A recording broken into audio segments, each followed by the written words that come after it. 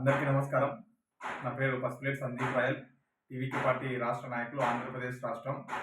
నిన్నటి రోజున TVK party జాతీయ అధ్యక్షులు శ్రీ దళపతి విజయ్ గారిపై తమిళనాడు బీజేపీ రాష్ట్ర అధ్యక్షులు నయనార్ నాగేంద్రన్ గారు అసభ్యకర అప్రజాస్వామ్య వ్యాఖ్యలు చేశారు. వాటిని మేము తీవ్రంగా ఖండిస్తున్నాము.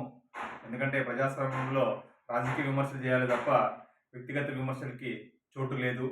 విజయ్ గారు పార్టీ పెట్టినప్పటి నుంచి కూడా ప్రతి వ్యక్తిని, ప్రతి నాయకుడిని గౌరవంగానే సంబోధిస్తున్నారు తప్ప ఎక్కడ కూడా అసభ్య పదజాలం కానీ, వ్యక్తిగత విమర్శలు కానీ ఎప్పుడు చేయలేదు. అలాంటి వ్యక్తిపై బీజేపీ ఓర్చుకోలేక ఇలాంటి కుట్ర పడుతుంది.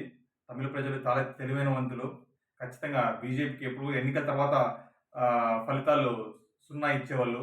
కానీ ఈసారి బీజేపీకి తెలుసు, ఈసారి నిలబడిన వ్యక్తి తమిళ ఆత్మగౌరవంతో బరిలో దిగుతున్న తమిళ రాజకీయ సునామీ విజయ్ గారి దెబ్బకి ఎన్నికలకు ముందే బీజేపీకి అర్థమైపోయింది వాళ్ళు సున్నా అని.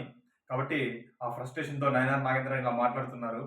మేము నయనార్ నాగేంద్ర మాటలుగా మేము అనుకోం, కానీ ఇది బీజేపీ చేపిస్తున్న మాటలుగా మేము ఈ పరిగణలోకి తీసుకుంటున్నాము. బీజేపీకి ఒకటే చెప్పదలుచుకున్నాం, మీరు జననాయకన్ సినిమాని ఆపారు, వెనక్కి తగ్గాడా? మీరు మత రాజకీయాలు చేశాడు, వెనక్కి తగ్గాడా? మీరు సిబిఐ చుట్టూ తిప్పుతున్నారు, ఢిల్లీకి రప్పించారు, వెనక్కి తగ్గాడా? అలా వెనక్కి తగ్గే లీడర్ కాదు విజయ్ గారు. ఖచ్చితంగా ఆయన చాలా బలమైన నాయకుడు.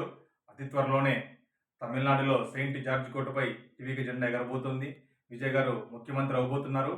ఖచ్చితంగా తమిళనాడు ఎన్నికల అనంతరం మేము ఒకటే చెప్తున్నాం, తమిళనాడు ఎన్నికల ఫలితాల అనంతరం ఈ సౌత్ ఇండియాలో జరగబోయే ప్రతి స్టేట్లో బీజేపీకి వ్యతిరేకంగా మేము విజయ్ గారి అభిమానులు కానీ, టీవీకి పార్టీ క్యాడర్ కానీ ఖచ్చితంగా మీకు వ్యతిరేకంగా పనిచేస్తాం కూడా ఈ సందర్భంగా మేము పిలిపిస్తున్నాం. విజయ్ గారిని అడ్డుకునే శక్తి ఈ గడ్డ మీద ఇంకా పుట్టలేదు. ఖచ్చితంగా బీజేపీకి మా అసలు 2026 ఎన్నికల్లో మేము బీజేపీ కౌంట్లోకి తీసుకోలేదు. ఖచ్చితంగా 2029లో మాత్రం దేశ రాజకీయాల్లో బీజేపీని ఖచ్చితంగా అడ్డపత్తాలను తొక్కుతామని కూడా ఈ సందర్భంగా తెలియజేస్తూ, ఈ అనుచిత వ్యాఖ్యలు చేసిన నయనార్ నాగేంద్రన్ కూడా ఇంకోసారి మేము తెలియజేస్తున్నాం, తమిళనాడు ఎన్నికల ఫలితాల అనంతరం నువ్వు చాలా భారీ మూల్యం చెల్లించుకుంటున్నావు, జాగ్రత్త అని కూడా మీకు హెచ్చరిస్తున్నామని తెలియజేస్తున్నాం.